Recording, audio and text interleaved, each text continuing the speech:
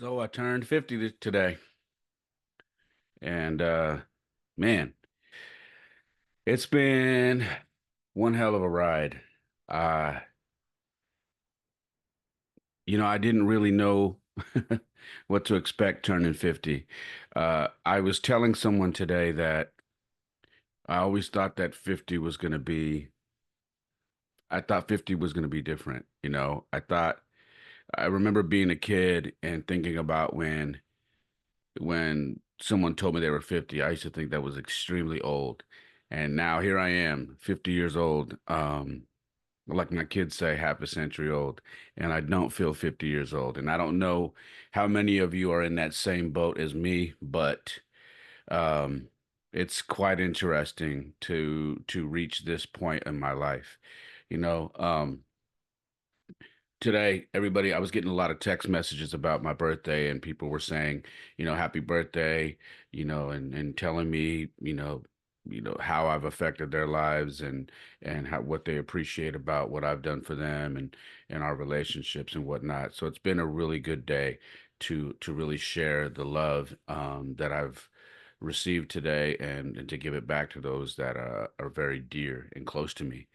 Um, but I started thinking, I started thinking about how much life is a roller coaster, how much life is a marathon. Because when you're young, you go through life and you think it's a race. You know what I mean? You're trying to get it all done. You're trying to get it all done. And then when you get to my age, 50, you know, or when you get close to 50, you start realizing that life is a marathon. There's so much to do. And you really need to take time to smell the roses, so to say, and that's pretty cliche, but it's very true. And I spent a lot of my life just in the rat race of just running around trying to be the man, trying to be this, trying to be that. And now I'm at a point in my life where I just want things to slow down. I want to enjoy my kids. I want to enjoy coaching baseball. I want to enjoy recording this podcast for you guys and sharing my life with you. I want to enjoy my family. I just want to enjoy everything while I'm here. And today was just one of those days where I was exactly where I wanted to be. A lot of people were like, "What are you gonna do for your birthday? What are you gonna do for your birthday?" And I kept responding with, "Bro, I'm 50. It's not like I'm gonna go to the club or I got this big old, you know, shindig going on where all these people are gonna show up and we're gonna do all this. It's not. That's not what it is. I'm 50, so my life is different now. I'm where I want to be right now, and I'm at the baseball field. So I shared a photo with somebody. I said, I'm doing it. And it was a photo of my son playing third base today at the baseball field. And I said, I'm right where I want to be. I'm with my children. I'm watching my son play baseball, and I'm enjoying that. And at 50, this is what I want. Um, and it felt good because there are a lot of people who are my age who are not around their loved ones anymore, who don't have a good relationship with their kids, who have struggled with um, being alone at this age and trying to piece their life back together. And in some instance, I was going through that for a while, but if you've listened to my podcast, if you've followed my podcast, you know that it's taken me a lot of work to get through and um, really get my life by the reins and turn it around. Um, so I started thinking about, what am I going to talk about today? And I said, I'm just going to talk about when I talk about a marathon in my life, I'm going to go down a timeline of things that from when I was a teenager to now, and I just want to share these things with you so you guys understand that maybe if you're younger and you're listening and you're wondering what's life going to be like for me when I turn 50, um, and what is all the things that I'm going to go through in between. Obviously, we all live different lives and our lives take different paths and whatnot. But I want to share with you my life and the things that I've gone through. just by my ages to show you that um, life is a series of moments. It's a series of milestones. It's a series of, like I told my son the other day with baseball, life is like pits, pits and peaks and valleys. I said sometimes you're at the very top, and then you go down into the valley and you're struggling, and then you get yourself out of that valley and you're up at the peak again, and then boom, you're back down. That's what life is. And my life has definitely been like that, and I've been very candid in sharing it with the world and anybody who will listen. And that's how this podcast started. It was an outlet for me to share my life and to be very open, and to connect with people who maybe are going through the same thing that I was going through at the time. So, um, I mean, let's just jump right into it. As I remember, I started thinking back on my life, and I remember at 16, um, getting my driver's license, and I remember how excited I was to get my driver's license. I was super excited because I had failed my first test. I failed my driver's license test. I remember going out and taking the test, and I did the complete drive and went around, and by the time I was done, the driver instructor told me that I had failed. And I asked him why. And he said, because in the beginning of uh, the test, my back tire went off the curb a little bit. So he failed me. And I remember feeling like, man, I'm never going to get my license. And then I came back a month later and I passed and I got my driver's license. And that was like a big deal for me when I was 16. Um, and it was cool, because you're growing up, and now you're being able to do the things that a lot of cool kids are able to do: drive around, pick their friends up, go places, go to eat, so that was cool. And the next thing I remembered was being 17, and I remember that was the first time I had ever scored a touchdown playing football. And I had played football my whole life. And at 17 in high school, that was the first time I had scored a touchdown. And it was so memorable to me because at 17, we had this thing that was called Sports Focus locally. And I remember that when we were done with our game that we had won, we went to a pizza parlor afterwards. And I remember uh, the pizza parlor had Sports Focus on the big screen there while we were eating, and they were showing high school football highlights. And it was the first time that I had ever scored a touchdown, and I was on TV. And it shows me running, catching the ball, and then running through the end zone and with my hands up and spiking the ball. And I'll never forget that. And for me, being 17 and having that moment, it was special to me. And that was a really big highlight of my life. Uh, at 18, I graduated, and by 19, I was on my own. I graduated high school, which was a pretty big deal in my family. And then by 19, yeah, I was out on my own. I had some family stuff happen, and I ended up moving out.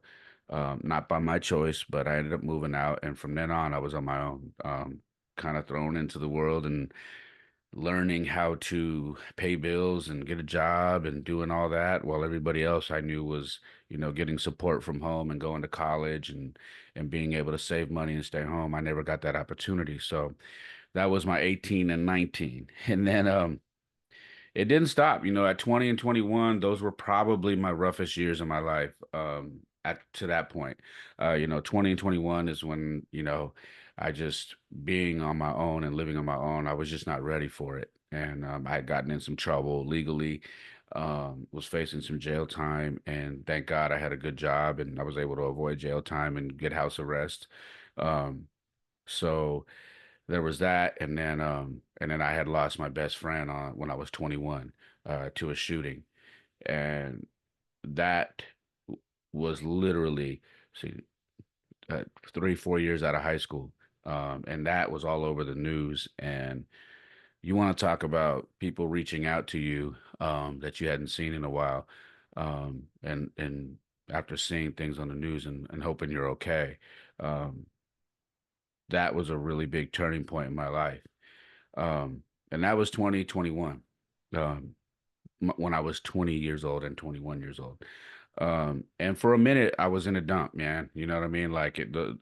I was trying very hard to get control of my life. And then at the age of 24, I finally was snapped out of it. And I was like, I'm going to go to trade school.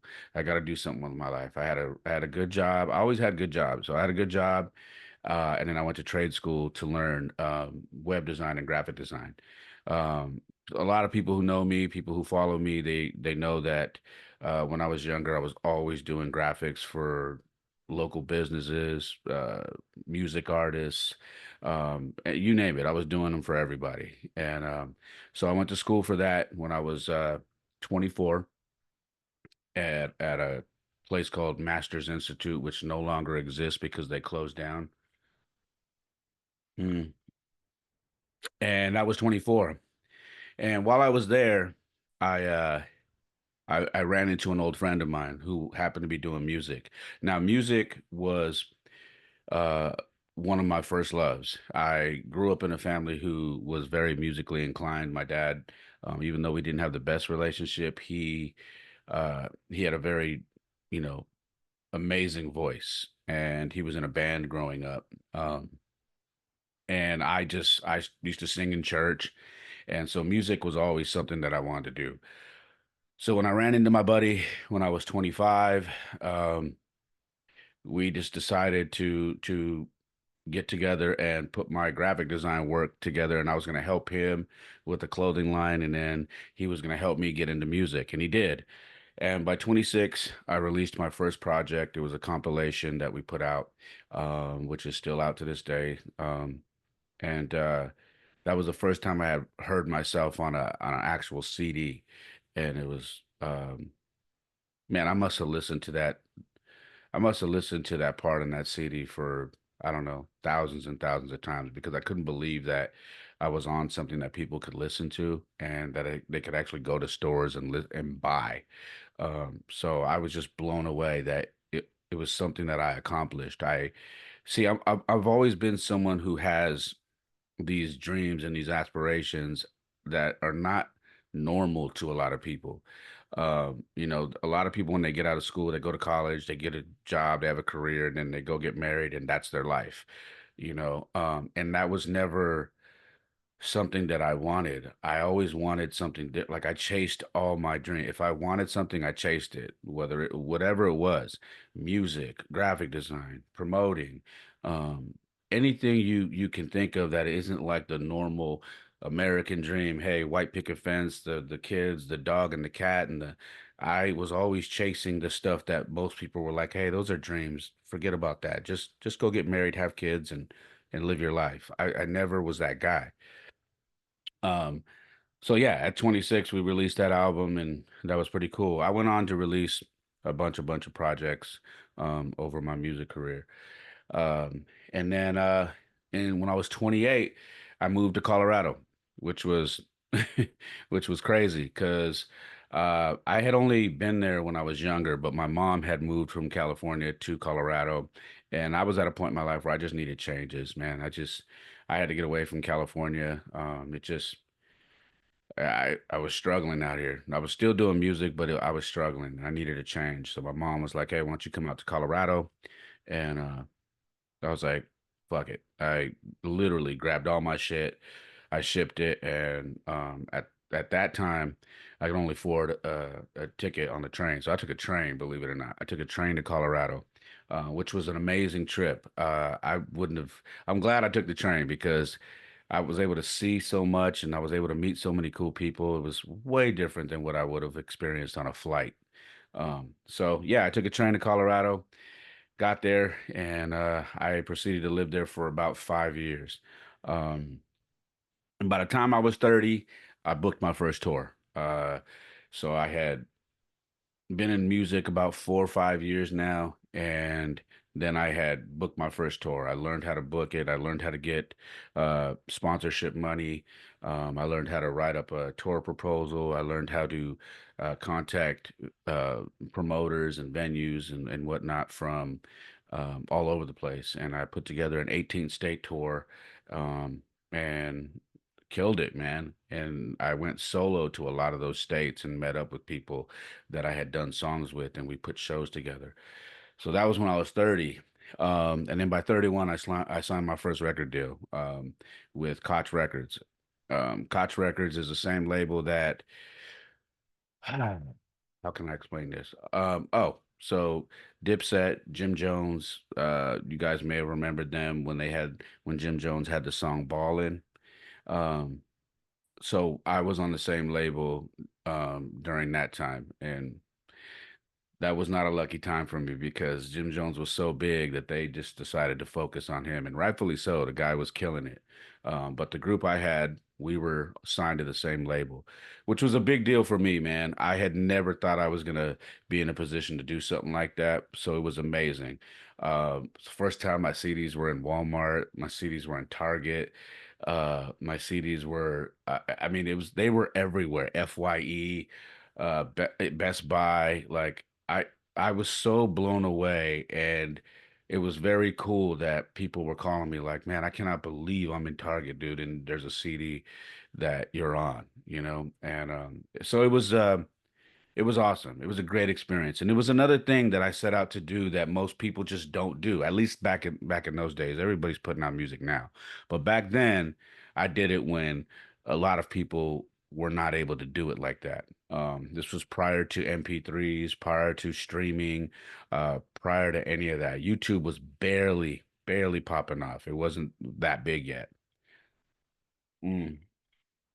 Um, and then I moved back to California, and I was 32, moved back to California, and then I ran into a woman that I had known my whole life, basically since I was 12, and we hit it off. She was single, I was single, didn't have kids, and we were really close friends growing up.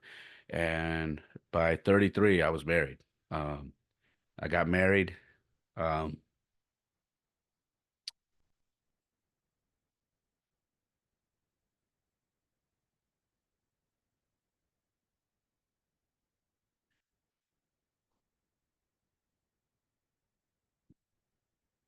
yeah, at 33, I got married, and man, that was a special time.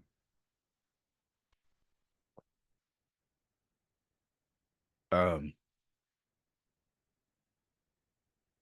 I had always been one of those guys where I was like, I wanted a family, um,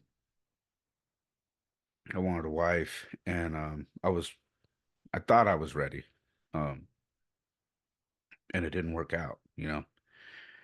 But I'll get to that. At 34, we had our first son, Jordan. I had my first son on Father's Day. So, man, you want to talk about having a great Father's Day? I don't know if there's any bigger blessing than that.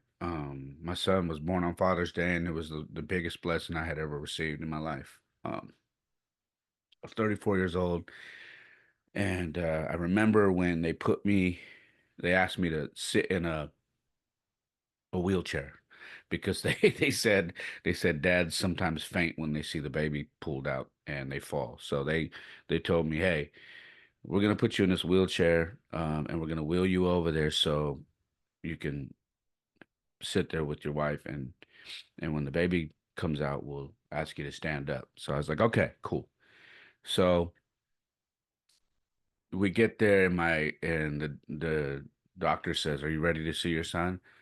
And I said, "Yeah." I could hear crying, and I I can't see her because they have this tarp, and then they pull the baby out, and she goes, "Okay, stand up." And I stood up, and she holds the baby up, and she goes, "This is your son, Jordan."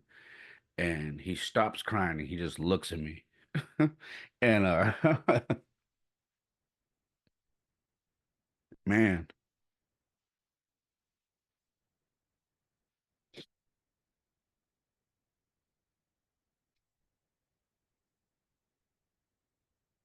I'm not crying because I'm sad. I'm crying because, man, that was a special moment in my life.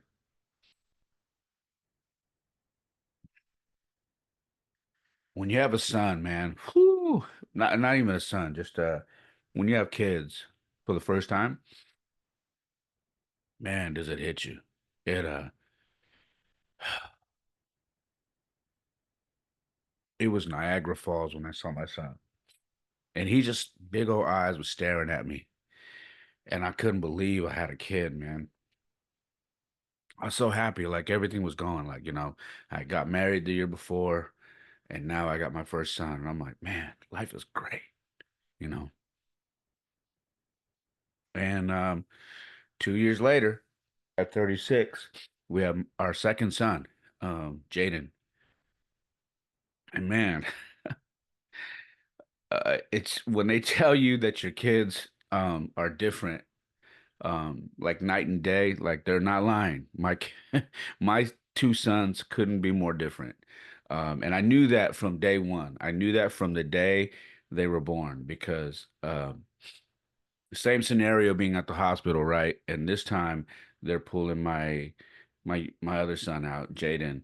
And so I stand up and this kid is screaming at the top of his lungs. And unlike Jordan, he doesn't stop screaming. They pull him out and they said, "This is Jaden."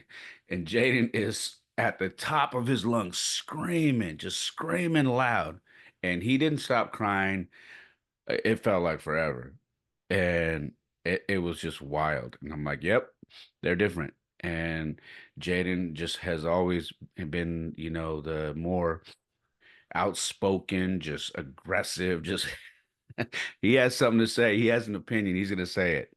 And so there was different. They're just different. So 34, I was 34 years old. Jordan was born. I was 36 when Jaden uh was being born.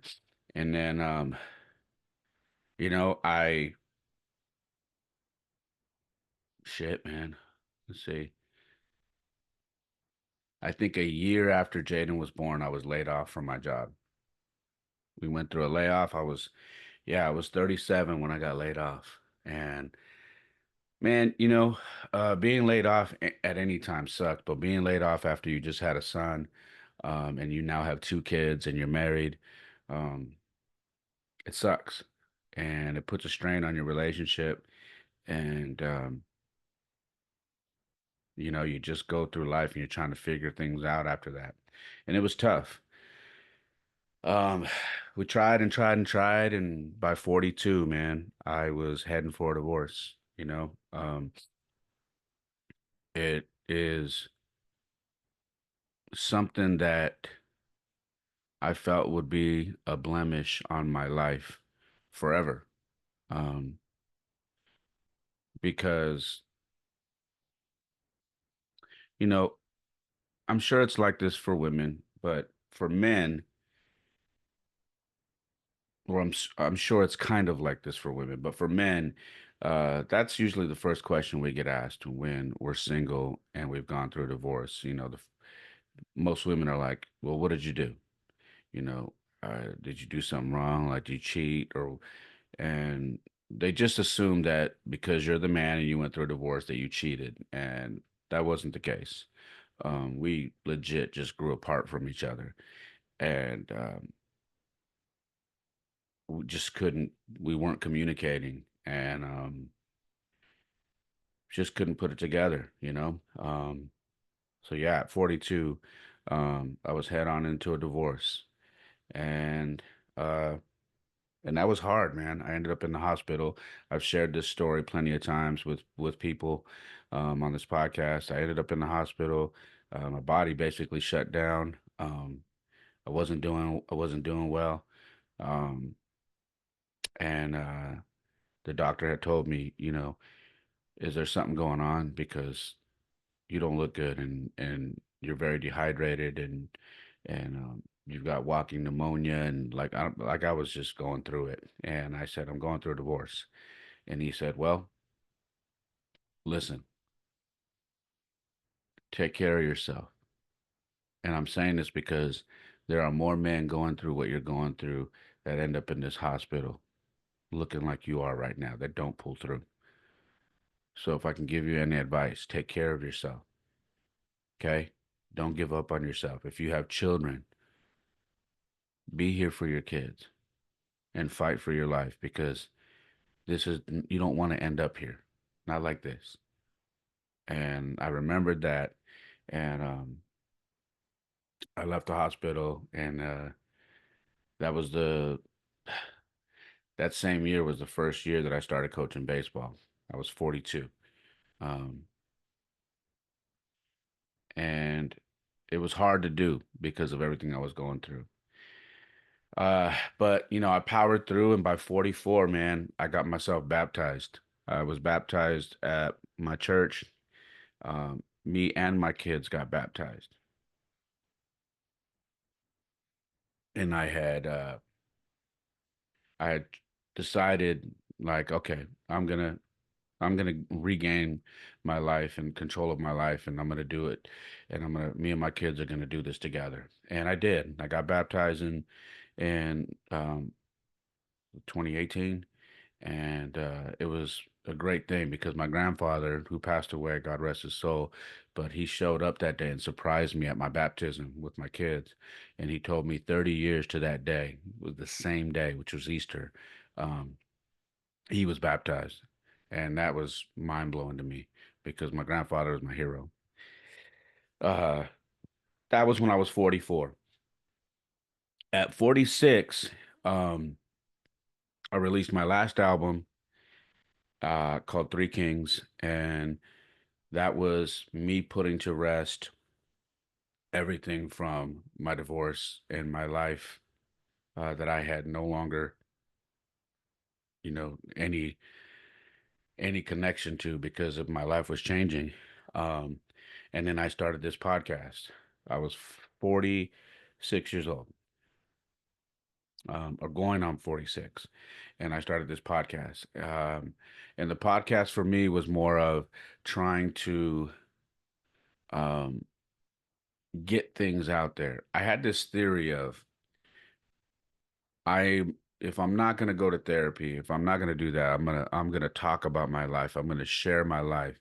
And a buddy of mine was like, I had a buddy of mine in Michigan that I used to stay up late with all the time on the phone. Um, and we would just have these long talks. And he was like, you should have a podcast, man, because the stuff that you talk about, I think people need to hear, because it's everyday things that men go through, fathers go through. And I think a lot of men feel like they're the only ones going through that stuff, and they're not.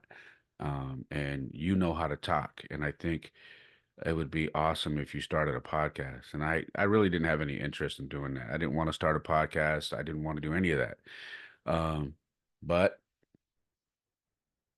I had, a moment where I was like, man, this stuff is eating me up, what I've gone through. I need to somehow get this out. And one day I said, fuck it. So I set my camera up, turned the microphone on, and I went into my first episode, and just basically spilled the beans on my entire life. Um, and it was one of the smartest things I've ever done, because it was like, I always tell people it's really similar to the Eminem scene in 8 Mile, when he's battling those guys on stage, and then he basically puts all of his junk out on the table, and raps about it, so none of these rappers could use it against him. That's basically what I did with my life and the things I struggled with, and my shortcomings and my victories and all I just basically shared it on my platform, on my podcast. And it was like, immediately it took the power away from those things, away from my life. It all the things that had this hold on me, that were holding me back, that were making me feel bad, that were making me feel like a failure, um, that were just so much weight on my back. It was like doing the podcast and talking about it and sharing it with people that I don't even know, like I'm doing right now. It just lifted all that off me. Um, and I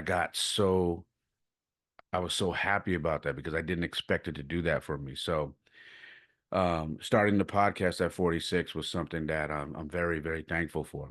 Um, and here I am, at 50. And I'm just sharing all these timestamps with you to show you what life is like. If you're young, if you're a teenager, if you're in your 20s, like, you know, this is what life is. It's a series of just peaks and valleys that you have to battle through. So from 47 to 50, which is where I'm at now, I have been in repair mode, which I'm getting my life back. I'm finally getting my life back. I've been coaching baseball for a very long time now. Um, I have been mentoring and working with kids for years now. I've now got kids that are graduating high school that are coming up to me, introducing me to their girlfriends and saying, "Hey, this is my coach. He's like a dad to me. He's always been there for me." I got kids that spent Father's Day with me numerous times because their dads weren't around. So I've taken my life after all of this stuff and I've used it to give back. I've used it to help and be there for kids who may have gone through stuff, for even not just kids, for adults. I've had grown men message me in tears, tell me, I listened to this episode of your podcast and I almost couldn't get through it because I was in tears because I'm going through that exact thing and you made me realize that there is a light at the end of that tunnel. I've had people message me saying, "Hey, I'm going through a divorce. I don't see a light at the end of the tunnel, but because you shared what you shared, I know that eventually I'm going to get through this." And it's true. It's true. You can go through all these things through life and get to where I'm at right now and look back and reflect like I'm doing on this episode and go, "Damn, man, I made it. I made it through all that. I made it through all of these things, and I'm still here. I'm still here for my kids.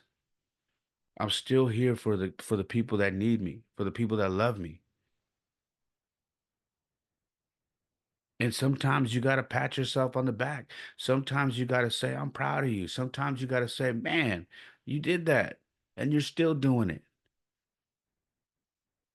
From 47 to 50, I have really taken my life back and started using it for what it's really supposed to be. It's crazy because what I can also tell you is you can go through life and your calling will change sometimes. There are some people that get their calling early on and that's just what they do for a lifetime. For me, it's been stages of my life where my calling changes. I've always been in a position of leadership. Every time I'm involved in something, I'm always put into a position of being a leader with whatever it is I'm involved with. But the stuff that I'm doing, it always seems to change and it changes for the time being. And right now, the time being is for me to be a coach, for me to be a mentor, for me to be a leader, for me to be there for people who have struggled and gone through not having both parents at home, not having the supporting cast at home to kind of get them through life, and that's where I've stepped in. And for me, I love this part of my life. This part of my life has brought me peace. There was a time that I always tell you guys I didn't think I was going to make it past 21. I'm not saying that, and I know there's a lot of people that say, "Oh man, I didn't think I was going to make it past." Mine is very well documented. Okay, very well documented. I was not supposed to make it past 21, and here I am at 50. Life is a marathon. It is not a race. You have to take time to spend with your loved ones, to tell them you love them, to be there for them, to try and be the best version of you that you can. And when you fail, get back up, do it again. This is not a race.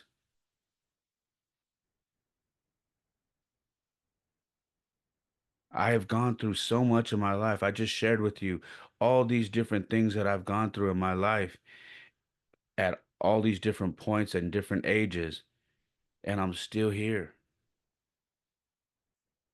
I was jokingly telling someone not long ago that I've kind of had a Forrest Gump life where I've just been all these different things. And here I am now doing other things at this point. But I like that. My life's been interesting. Like I told you early on, I wasn't the guy that wanted to have the white picket fence and the dog and the cat and the son, the daughter, and the marriage, and then just and live that I don't know, fairy tale life or the American dream life. My life was always changing. Um, and even though I was in a lot of peaks and valleys, I wouldn't change it because I believe that it's given me so much, uh, so much to give back because I've gone through so much stuff. There are a lot of people who will not listen or talk to anybody who's never experienced or gone through stuff. And for me, I'm able to connect with a lot of people because I've been through a lot of shit. So people know that when I tell you I know what you're going through, or let me talk to you about this because I've been there, they know I have, and they're willing to listen. And I am very thankful. That's not because of me. That's I believe that's because of God. I believe that's because God has blessed me with 50 years. He's blessed me with 50 years of life to finally take it and give back. And man, when I tell you I am so happy to still be here. I've got a 15-year-old son and a 13-year-old son, and I have been single since 2017. And um, I have been able to give my life to my kids, and I was able to get my health in order. I'm in really good shape. I'm at the gym 5 days a week. I train kids all week. Um, my kids are getting the best version of me. And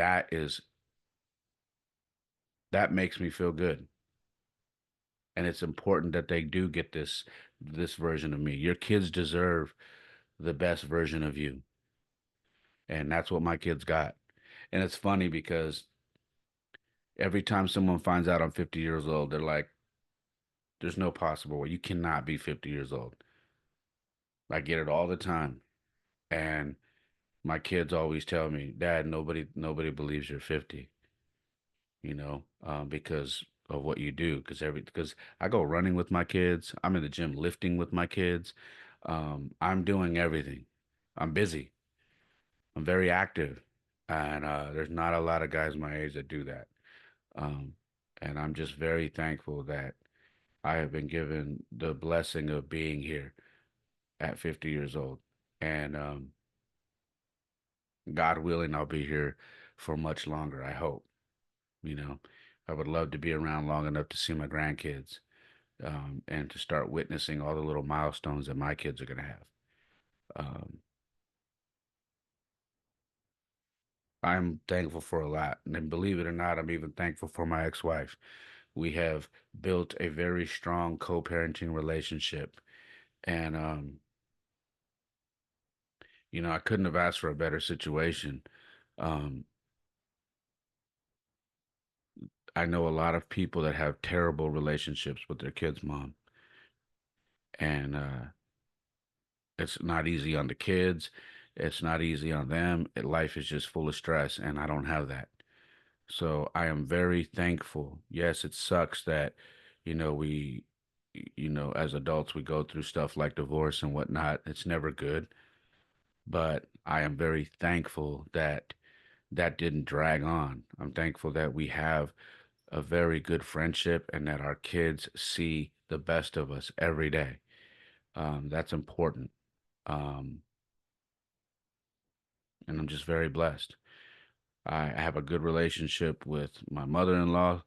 I have a great relationship with my sister and brother-in-law. Um, and like anything else, it took time to kind of go through the pain and the struggle of going through a divorce, but I did it, you know.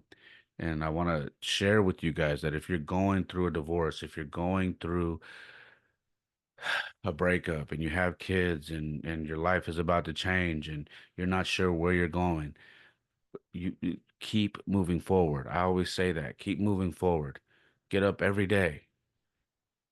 Don't lay in bed and drag and stay in bed and not make the best of every day you have a chance. Get up, do what you're supposed to do.